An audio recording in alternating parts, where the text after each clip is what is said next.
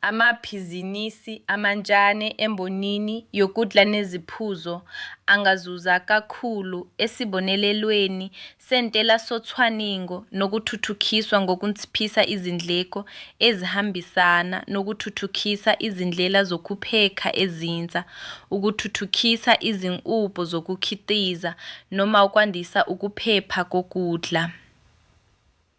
Emabhizinisini asakala angenayo intela encane, ukuncishishwa kwentela okungamaphesenti ayi-150 kocwaningo nokuthuthukiswa kwaseNingizimu Afrika kubaluleke kakhulu, kuvumela izinkampani ezifanelekile ukuba zehlise izindleko zazo zentela minyaka yonke. Lokhu kungakhulula imali ebalulekile, kuvumele ukusungula izinto ezintsha, ukuqashwa noma ukunweba kokusebenza, okwenza kube lula ngamabhizinisi amancane okudla neziphuzo ukuthi akhule futhi ahlale encintisana.